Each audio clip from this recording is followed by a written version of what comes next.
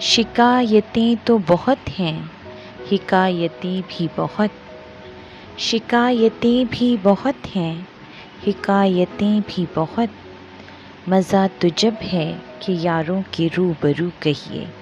آداب۔ اردو ادب میں جب بھی ترقی پسند شعراء و ادبا کی بات چلتی ہے تو بلا شبہ معروف شاعر و ادیب علی سردار جعفری کا نام نمایاں طور پر لیا جاتا ہے۔ آپ ترقی پسند شاعر ہونے کے ساتھ ساتھ ایک اعلیٰ ادیب و نقاد تھے۔ رسالہ گفتگو میں بطور مدیر اپنے فرائض انجام دیتے رہے اور ساتھ ہی اردو زبان کے مختلف شعراء پر دستاویزی فلمیں بھی بنائیں۔ علی سردار جعفری کی پیدائش اتر پردیش کے گونڈہ ضلع کے بلرام پور میں 29 نومبر سن 1913 کو ہوئی۔ آپ نے لکھنؤ میں ایک مذہبی ماحول میں پرورش پائی اور ساتھ ہی لکھنؤ یونیورسٹی سے ماسٹرز کی ڈگری حاصل کی۔ علی سردار بچپن سے ہی بہت ذہین تھے۔ ذہانت کا یہ عالم تھا کہ محض 8 سال کی عمر میں انیس کے مرثیوں میں سے 1000 سے زائد اشعار زبانی یاد تھے۔ جعفری صاحب نے اپنے ادبی سفر کی شروعات افسانہ نگاری سے کی۔ 1938 میں ان کا پہلا افسانوی مجموعہ منزل شائع ہوا۔ اس کے بعد انہوں نے اپنی تمام تر توجہ شاعری کی جانب مرکوز کر دی۔ لیکن یہاں قابل ذکر بات یہ ہے کہ جعفری صاحب نے اپنی شاعری میں محبوب کی زلف کے پیچ و خم کو سنوارنے کی بجائے اپنی شاعری میں انقلابی اور حب الوطنی سے جڑے جذبات اور موضوعات کو اپنے اظہار خیال کا ذریعہ بنایا۔ وہ بنیادی طور پر نظم کے شاعر تھے، لیکن انہوں نے غزلیں بھی کہیں جن کا خاصہ یہ ہے کہ وہ مسلسل اور مربوط ہیں اور ایک جذباتی رو ان میں پائی جاتی ہے۔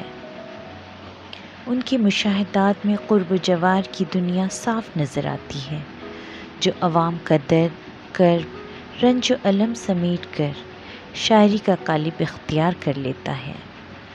وہ ایک درد مند دل کے مالک تھے اور سماج و کائنات میں اصلاحی کار فرمانیوں کی ضرورت کو شدید محسوس کرتے تھے۔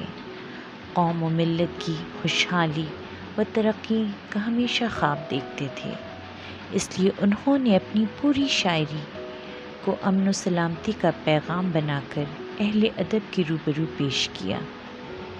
ان کے یہاں یقین بلندیوں پر فائز نظر آتا ہے، وہ بد اعتقادی کے شکار بالکل نظر نہیں آتے۔ یہی وجہ ہے کہ ان کا جو بھی خیال یا نصب العین تھا وہ مستحکم طور سے آگے بڑھتا رہا۔ وہ سادہ گو اور سلیس شاعری کے دلادہ تھے۔ ان کی شاعری وہ شاعری ہے جو رہتی دنیا تک دائم و قائم رہے گی۔ جب تک اردو ادب کے چاہنے والے زندہ رہیں گے تب تک علی سردار جعفری یاد آتے رہیں گے۔ ان کی شاعری کا کینوس بہت وسیع ہے جو ان کو ادب کی دنیا میں تا حیات زندہ و جاوید رکھے گی۔ بطور خراج عقیدت ان کے چند بہترین کلام پیش خدمت ہیں۔ جانے کس رنگ سے آئی ہے گلستاں میں بہار، کوئی نغمہ ہی نہیں شور سلاسل کے سوا، فصل گل فصل خزاں جو بھی ہو خوش دل رہیے، کوئی موسم ہو ہر ایک رنگ میں کامل رہیے۔ موج و گرداب و تلاطم کا تقاضا ہے کچھ اور، رہیے محتاط تو بس طالب ساحل رہیے۔ شکست شوق کو تکمیل آرزو کہیے، جو تشنگی ہو تو پیمانہ و سبو کہیے۔ باعث رشک ہے تنہا روی راہ روائے شوق، ہم سفر کوئی نہیں دوری منزل کے سوا۔ جانے کس رنگ سے آئی ہے گلستاں میں بہار، کوئی نغمہ ہی نہیں شور سلاسل کے سوا۔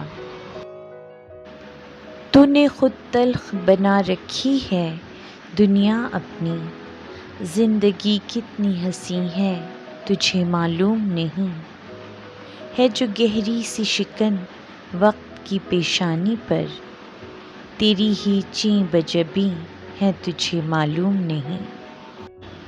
شیشے دل کو اگر ٹھیس کوئی لگتی ہے، آنسو بے ساختہ آنکھوں سے چھلک پڑتے ہیں، لیکن ایسے بھی ہیں کچھ اشک جو ہنگامہ نشاط مسکراتی ہوئی پلکوں سے ٹپک پڑتے ہیں۔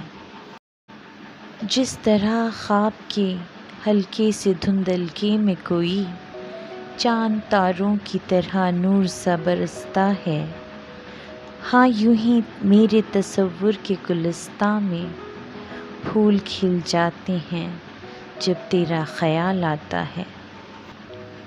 میری دنیا میں محبت نہیں کہتے ہیں اسے، یوں تو ہر سنگ کے سینے میں شرر ملتا ہے، سینکڑوں اشک جب آنکھوں سے برس جاتے ہیں، تب کہیں ایک محبت کا گوہر ملتا ہے۔ انقلاب آئے گا رفتار سے مایوس نہ ہو، بہت آہستہ نہیں ہے جو بہت تیز نہیں ہے۔